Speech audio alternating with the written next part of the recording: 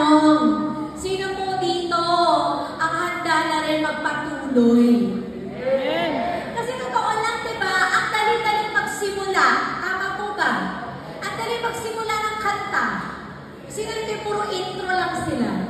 Diba? Diba? Hawak ko ang... Diba? Puro umpisa eh. Diba?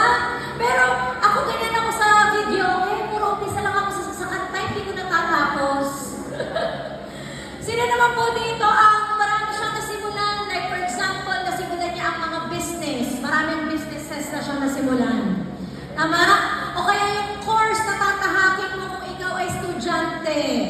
O kaya naman, ano ba, yung mga pangarap. Diba? Na gustong-gusto mong simulan.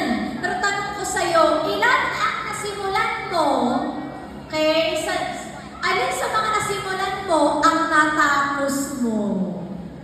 Sabi mo nga, natapos mo ba? Kasi totoo lang, ang dali talaga magsimula. Pero ang challenging kung paano mo tatapusin ang iyong sinimulan. Say amen. Sige nga, ikwento mo nga sa katabi mo, ilan ang mga testimony mo na sinimulan mo tapos tinapos mo. O diba? Kamusta ang fire mo for the Lord? Nung una, on fire. Hanggang ngayon ba on fire pa din? Yung mga mas on fire! Yun! Diba? Yung commitment mo sa Panginoon, grabe, ang ganda ng simula mo. I pray, matapos mo yan. Palakpakan po natin ang Panginoon.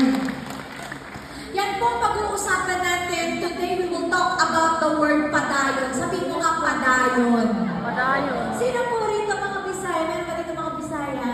Oy! Diba? Alam niyo po, for sure, alam niyo po itong salitang ito. Ito po'y alpabetong baybayin, and this word means what? No? Padayon is from a Visayan dialect or of waray. Waray-waray. Sino rito mga waray-waray? Ayun! Diba?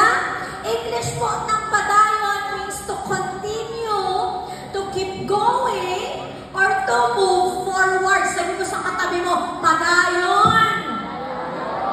Sa Tagalog, sulong, abante. Amen. At alam niyo ba, when we talk about padayon, we always see this great man of God in the Bible. And that is po through the life of Apostle Paul. Alam niyo po, ito pong apostle na ito was really